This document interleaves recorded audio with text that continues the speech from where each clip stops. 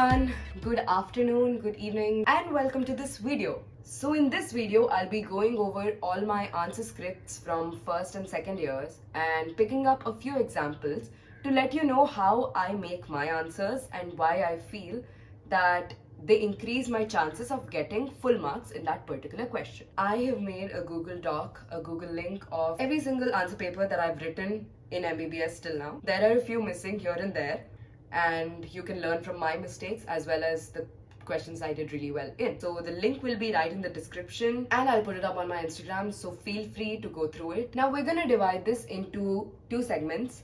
One is before the exam and one is during the exam. There are a few things that I practice specifically for the writing aspect of my exam before an exam. Number one, when you're reading, the first reading needs to be for you to understand the topic, and so should the second and third reading. But after a certain point, you need to read in order to make an answer out of it. Once you read a paragraph, think of any question that can come from that paragraph and jot down points. Or write a small flow chart right next to it, or put a sticky note and make a small flow chart of that paragraph. Because you would realize that these flow charts are going to stick in your mind and help you recollect your answers easily. I've already shared this with you guys, but I take like 2-3 pages and write down in points a few phrases that will help me write an answer better. For example, there are a few key points and a few connecting lines that I feel will make an impression on the teacher when written, and I don't want to forget these lines. So what I do is, when I'm going through my last revision, I write down all these lines in a set of like 2-3 sheets, and right before an exam I only revise these 2-3 sheets. And the third pre-exam thing that you need to do is focus on your diagrams. That's about it. Go through every single table that's there in your book, go through every single diagram that's there in your book. At least get like a visual memory of it, and I'll tell you how this will help you in your exam. And now, what do you do during the exams? I'm gonna add in a few screenshots from my own paper, a few answers wherein I managed to score really well. First and foremost thing, read the English in the questions. Words such as discuss, enumerate, explain, connecting words such as and, or, etc. can completely change the way you perceive the question and how you write the answer. When they say enumerate, just enumerate. And when they say discuss, boss, you'll have to write a lot. And when they say explain, that's when your flow charts and diagrams come into place.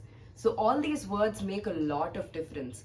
And half of your marks can be sorted if you completely understand the question. We got so many complicated cases as our questions for 10 markers. And a lot of times people lose out on these 10 markers because they do not focus enough on the words and on what is written.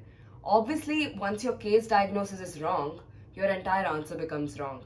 So you need to focus on building your concepts so well that you're able to crack these cases when they're given as a question.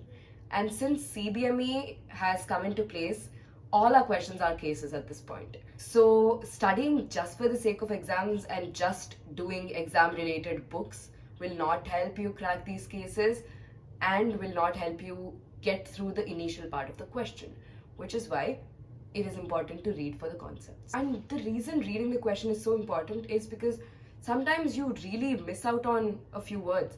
For example, in this question, most people will probably stop at neurocysticercosis, but will not further read with the basis for its use. There have been so many questions where I haven't read the subparts properly and lost out on like 1 or 2 marks. So don't let that happen to you. Standardized diagrams. So there's so many standardized diagrams that are there in your major books. For example, Robbins. These standardized diagrams are a sure shot, complete full marks for you. In this question, all they asked for is that particular standardized metastatic cascade diagram. And that's what I gave them. And they gave me marks without me even explaining what's going on in this diagram. A few diagrams are important, and as you go through classes, you will notice those. According to your college and according to what your institution prefers, please learn those diagrams well. They are a guaranteed full marks for you. And please look at the mark distribution in questions, because that'll give you a lot of idea on how much to write and how much to not. A very simple question could be of 3 marks, which means you need to explain that particular point.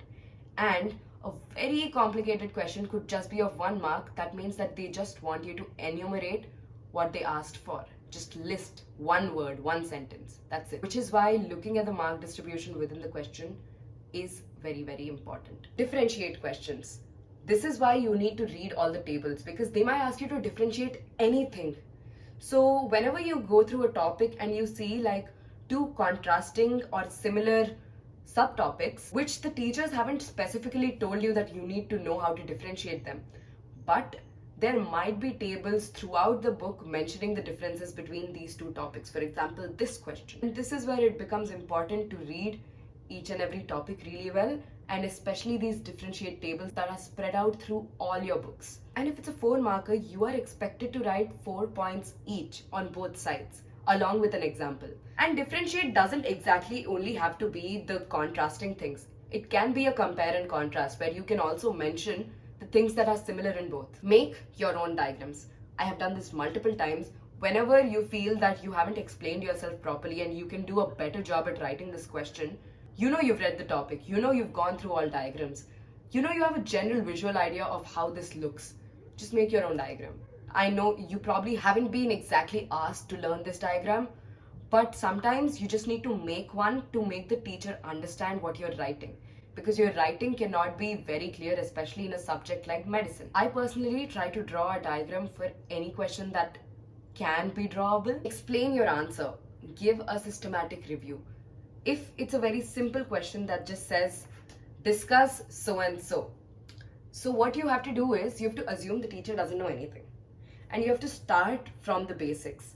You have to start by explaining what this particular thing is, and then go on the subtopics. Just assume you're giving a PowerPoint presentation on this topic and write your answer. Make sure you build up the answer, especially for vague questions. This one thing that I learned over the years: do not crowd your answers. Take your time, take your space. If you see this answer is fine, I got 3.5 on 4, but I could have gotten a 4 on 4 in case I drew the diagram in a landscape mode. So yeah, do not crowd your answers. You can take as much as space, time, colors, whatever you want. Very specific for medical students, mention a clinical correlation if they ask you or if they do not ask you. I have done this for all my papers till now, and they've bridged the gap of that 0.5 mark difference that a lot of people have. Write a clinical correlation for every question they've asked you. Trust me, that was probably the best decision that I've made in terms of answer writing. Diagrams, flowcharts, pictorial representations. Teachers love that because it's so easy to read, and it basically tells them that you know your shit, you know what you're writing, and that's why you're able to represent it in such a creative format. But at the same time, make sure there is content in what you're representing.